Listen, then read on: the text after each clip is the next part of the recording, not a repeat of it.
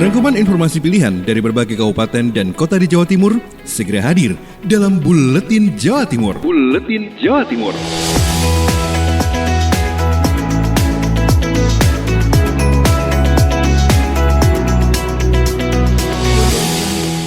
Rangkuman berita dari berbagai daerah dan disiarkan di LPPL di Jawa Timur. Inilah Buletin Jatim untuk edisi hari ini bersama saya, Lydia Murniati. Segera kita simak informasi yang pertama. Ada Agustin Merdekawati dari Ersal Nganjuk, bus tak beroperasi di Dishub alihkan checkpoint. Dinas Perhubungan Nganjuk mengalihkan checkpoint di Terminal Anjuk Ladang. Hal tersebut dilakukan menyusul berhentinya operasi bus akibat penerapan pembatasan sosial berskala besar atau PSBB di Surabaya Raya. Bagi gantinya, Dishub membuat titik pemeriksaan baru di perbatasan. Sekretaris Dinas Perhubungan Nganjuk Sujito mengatakan, sebelumnya masih ada beberapa unit bus yang beroperasi, namun karena tidak ada lagi penumpang, operasi bus akhirnya ikut dihentikan. Dan seluruh anggota dialihkan ke beberapa tempat untuk pemantauan checkpoint. Untuk personel yang bertugas di checkpoint Terminal Anjuk Ladang, mayoritas dialihkan ke Kecamatan Wilangan. Dengan pengalihan tersebut, sebanyak 74 personel Dishub kini bisa lebih konsentrasi melakukan penjagaan di 9 lokasi perbatasan dan tidak ada lagi yang bertugas di terminal juga stasiun. Dari 105,3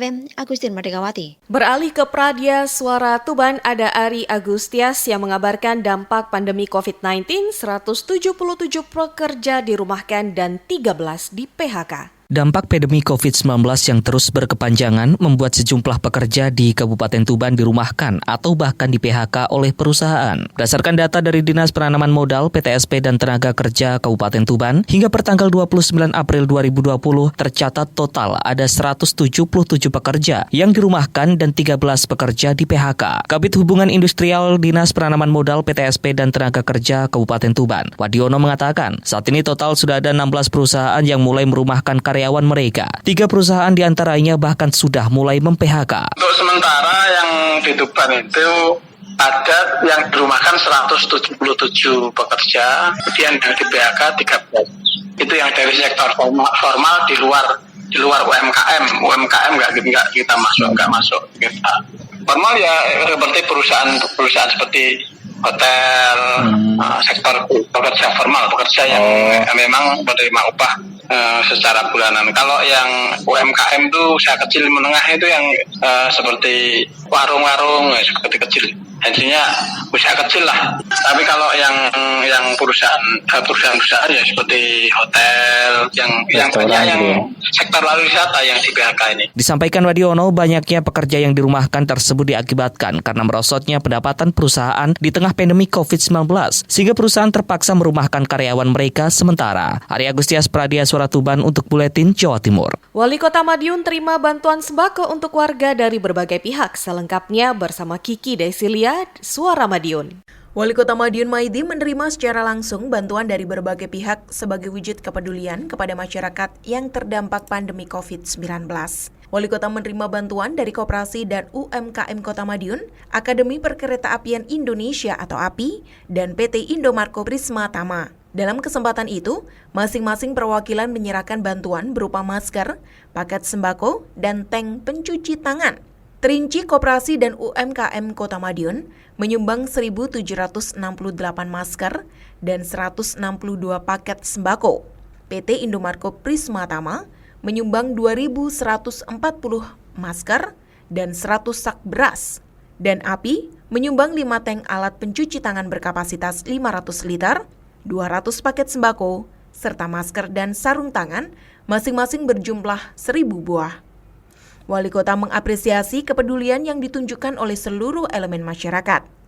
Dirinya memastikan sumbangan akan disalurkan kepada yang membutuhkan. Kiki Desilia, Suara Madiun. Putri Rizkiana dari LPPL Suara Gresik mengabarkan penambahan 9 santri pondok pesantren yang dipulangkan ke Kabupaten Gresik. Pemerintah menghimbau santri untuk karantina mandiri. Adanya 9 santri pondok pesantren dari Gontor Ponorogo yang dipulangkan ke Kabupaten Gresik membuat pemerintah lebih mengantisipasi dalam melakukan pengecekan kesehatan santri yang berada di Masjid Ahmad Dahlan Kabupaten Gresik sesuai dengan protokol kesehatan kesehatan COVID-19. Hingga saat ini, total santri yang dipulangkan mencapai 257 orang dan menurut Kadis Hub Gresik, Nanang Setiawan mengatakan bahwa sesuai dengan protokol kesehatan COVID-19, 9 santri yang dipulangkan ke Kabupaten Gresik telah disterilkan terlebih dahulu menggunakan cairan desinfektan dan dilakukan pengecekan suhu tubuh. Jika tidak ada permasalahan, maka santri akan diserahkan ke pihak kecamatan atau desa sesuai tempat tinggal santri untuk melakukan karantina mandiri. Harapannya santri mematuhi arahan yang telah diberikan untuk melakukan karantina mandiri selama 14 hari guna memantau tingkat kesehatan masing-masing santri. Putri Rizkiana melaporkan dari Suara Gresik. Pemkab Sidoarjo atur ulang jam operasional pasar selama PSBB. Selengkapnya bersama Billy Patopoy, Suara Sidoarjo. Hal ini dikatakan Nur Ahmad Saifuddin, Cak Nur, Wakil Bupati Sidoarjo, yang juga Ketua Gugus Tugas Penanganan COVID-19 Kabupaten Sidoarjo. Hal ini disampaikan di Gedung Delta Karya Setda, Kabupaten Sidoarjo pada Rabu pagi 6 Mei. Cak Nur juga menambahkan, untuk pengaturan jam buka tutup pasar sudah dilakukan oleh Dinas Perindustrian dan Perdagangan Kabupaten Sidoarjo. Hal ini dilakukan karena memang ada beberapa pasar yang tidak bisa dilakukan pembatasan operasionalnya. Ya pasar itu kan seluruhnya sudah kita buat ada pengurangan jam kerja, lalu perubahan shift dan lain sebagainya. Tapi ada pasar-pasar juga yang tidak bisa melaksanakan itu. Justru tambah kredit seperti pasar Porong. Sudah diatur tapi justru kredit. Oleh karena kredit maka saya mohon dikembalikan aja seperti semula. Tapi jam tutupnya dikurangi. Jadi seumpama bukanya jam 2 tetap jam 2. Berakhirnya itu seumpama jam 8. Dikurangi saja jam yang berakhirnya. Mungkin itu solusinya. Untuk pasar yang masuk zona merah, karena adanya pedagang yang sudah terkonfirmasi positif COVID-19, pemerintah Kabupaten Sidoarjo juga sudah melakukan tracing, diantaranya Pasar Krian dan Pasar Larangan. Demikian saya Billy Patopoy, Suara Sidoarjo. Oza Ahmad, Radio Persada FM mengabarkan 4 bulan jumlah kasus demam berdarah di Kabupaten Blitar mencapai 137 orang. Di tengah mewabahnya COVID-19, masyarakat Kabupaten Blitar juga harus waspada terhadap penyakit demam berdarah. Mengingat musim penghujan masih akan berakhir sekitar bulan ini, Kepala Bidang Pencegahan Pemberantasan Penyakit Dinas Kesehatan Kabupaten Blitar, Krisnayekti mengatakan, selama 4 bulan jumlah kasus demam berdarah mencapai 137 orang. Rinciannya pada Januari ada 23 kasus, kemudian Februari 67 kasus, Maret 35 kasus, dan April 12 kasus. Mayoritas penderita berusia 5 hingga 15 tahun. Krisna menuturkan semua penderita dinyatakan sembuh dan tidak ada yang meninggal dunia. Sementara wilayah persebaran paling banyak berada di Sanan Kulon, Nglego, Kanigoro, dan Kademangan. Dalam menanganinya, Dinas Kesehatan sudah menggiatkan masyarakat supaya tetap melakukan PSN, satu rumah satu jumantik, dan melakukan penyemprotan di sejumlah wilayah. Jadi kita selain menangani masalah COVID-19 ini, jangan lupa kita harus berhati-hati dengan adanya penyakit DBD. Nah, DBD yang ada di kita sampai dengan bulan April ini total ada 137. Krisna mengingatkan kepada masyarakat agar hati-hati karena semua gejala demam berdarah masuk dalam gejala COVID-19. Sehingga jika ada beberapa tanda tersebut akan melakukan screening keduanya. Karena pihaknya tidak mau kecolongan apakah itu demam berdarah atau COVID-19. Uzahmat, Radio Persada FM Blitar. Wakil Bupati sampaikan masyarakat boleh protes kepada kepala desa terkait BLT dana desa yang tidak tepat sasaran. Selengkapnya bersama Bobi Wijayanto, Suara Lumajang. Bantuan langsung tunai BLT dana desa sudah diterimakan di hampir seluruh desa di wilayah Kabupaten Lumajang. Masyarakat yang ingin mengetahui daftar penerima BLT bisa melihat di papan pengumuman kantor pemerintah desa setempat.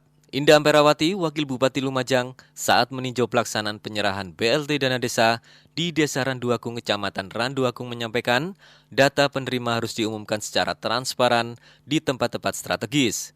Masyarakat diharapkan dapat berpartisipasi memberikan informasi terhadap penyesuaian data penerima BLT dana desa. Jika ada data penerima BLT dana desa yang dianggap tidak tepat sasaran, masyarakat diperbolehkan untuk mengajukan protes kepada kepala desa. Dirinya juga meminta agar semua kepala desa memaksimalkan anggaran untuk pemenuhan kebutuhan penanganan dampak akibat pandemi COVID-19. BLT dana desa yang besarannya Rp600.000 itu akan diserahkan selama 3 bulan kepada penerima bantuan.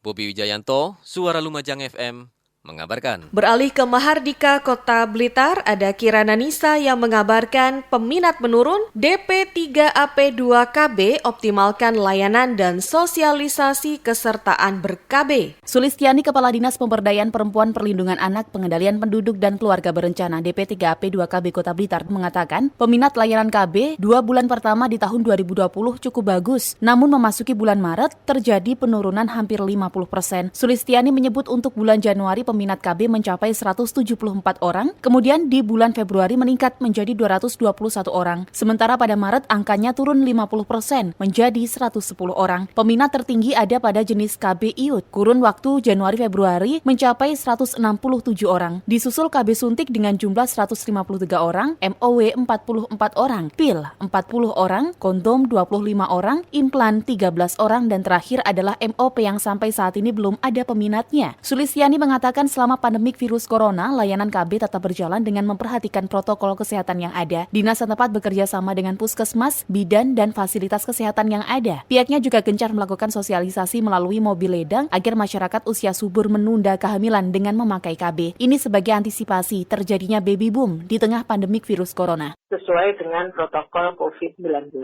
Jadi pelayanan KB di fasilitas kesehatan itu tetap berjalan. Jadi di bidan, kemudian di puskesmas, di rumah sakit, ya. Sulistiani menambahkan, sampai saat ini ketersediaan alat kontrasepsi di fasilitas kesehatan masih aman. Pihaknya memastikan pasangan suami istri usia subur yang ingin memanfaatkan program KB tetap terlayani. Kirana Nisa, Mahardika FM. Mega Kristi RGR FM Tulungagung mengabarkan peletakan batu pertama pembangunan SMP Islamia. Dipimpin oleh Kiai Haji Samsul Umam Asis, pengasuh Ponpes Mia Tulungagung, dimulai peletakan batu pertama pembangunan SMP Islamia Tulungagung yang terletak di Desa Moyoketen, Boyolangu.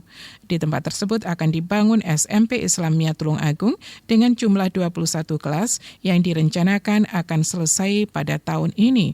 Demikian diucapkan Kiai Haji Samsul Umam Asis. Hadir dalam kegiatan tersebut Bupati Tulungagung Dr. Andes Marioto Birawa MM. Bupati berharap ke depannya sekolah ini akan menjadi pusat pendidikan keagamaan bagi para santri yang akan mencetak generasi amanah tabligh dan fatonah demi kemajuan bangsa. Bupati juga menitipkan pesan kepada warga pondok untuk terus berperilaku hidup bersih dan sehat dalam menghadapi pandemi virus corona atau COVID-19. Bupati juga mengajak agar semua pihak untuk bersikap bijak dan tidak turut serta menyebarkan kabar hoaks terkait COVID-19, serta bersama-sama berdoa kepada Tuhan agar bencana nasional ini bisa segera teratasi. Saya Mega Kristi, 90,1 RGR FM Tulungagung. Ngawi berduka, kehilangan sang maestro campur sari seniman asli Ngawi, Didi Kempot. Selengkapnya bersama Akmal Mustafa, Suara Ngawi. Bumi Orek-Orek kembali kehilangan seniman terbaiknya. Kemarin Selasa 5 Mei, Ngawi kehilangan sang maestro campur sari Didi Kempot yang dikebumikan di TPU Jatisari, Kecamatan Kendal, Kabupaten Ngawi. Dalam proses tersebut hadir juga Bupati Ngawi, Wakil Bupati Ngawi, serta Forum Koordinasi Pimpinan Daerah Ngawi. Budi Sulistiono Kanang, Bupati Ngawi, menyampaikan duka mendalam atas kepergian sang maestro. Kanang juga mengatakan pada malam sebelum Didi Kempot meninggal, sempat melakukan kontak telepon membahas mengenai konser amal yang rencananya akan digelar di Kabupaten Ngawi di Lebaran nanti. Tidak hanya pejabat dan tokoh masyarakat Kabupaten Ngawi, Gubernur Jawa Tengah Ganjar Pranowo juga artis-artis lokal dari Ngawi hadir di pemakaman sang maestro campur sari. Saya Akmal Mustafa, Suara Ngawi. Dan informasi yang terakhir bersama Akbar Wiana dari Radio Blambangan FM Banyuwangi, pasien positif corona di Banyuwangi bertambah 1 orang. Pasien positif terinfeksi virus corona di Banyuwangi bertambah 1 orang. Total saat ini sudah ada 4 pasien positif di Banyuwangi,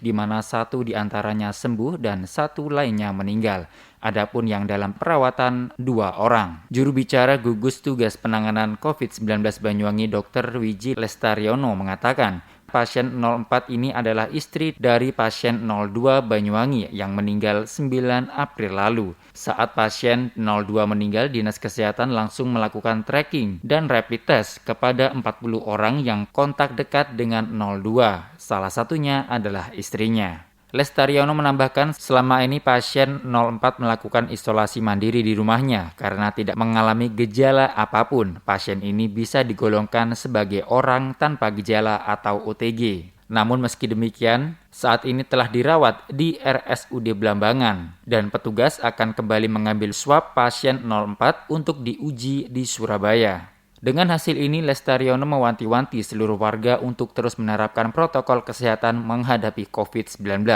khususnya pemakaian masker dan physical distancing. Rio juga mengungkapkan kini total ada 14 pasien dalam pengawasan atau PDP di Banyuwangi, di mana 10 diantaranya sudah sembuh, 2 orang dalam pengawasan dan 2 orang meninggal dunia. Akbar Wiana, Blambangan FM Banyuwangi melaporkan. Demikian Buletin Jawa Timur untuk edisi hari ini. Terima kasih atas kebersamaan Anda. Saya Lydia Murniati. Sampai jumpa. Rangkuman informasi pilihan dari berbagai kabupaten dan kota di Jawa Timur baru saja sahabat dengarkan dalam Buletin Jawa Timur. Buletin Jawa Timur. Buletin Jawa Timur bisa sahabat dengarkan Senin sampai Jumat jam 8 pagi dan 4 sore. Disiarkan serentak di Lembaga Penyiaran Publik Lokal Suara Sidoarjo, Persada Kabupaten Blitar, Mardika Kota Blitar, Ralita Pamekasan, Suara Sampang, Suara Kota Probolinggo, Suara Lumajang, Suara Pasuruan, Blambangan Banyuwangi, Wika Mojokerto, Suara Gresik, Pradia, Suara Tuban, Malawapati Bojonegoro, Ersal Nganjuk, Suara Madiun, Suara Ngawi, Suara Pacitan, Praja Angkasa Trenggalek, dan RGR Tulungagung. Persembahan dari Asosiasi Lembaga Penyiaran Publik Lokal Jawa Timur.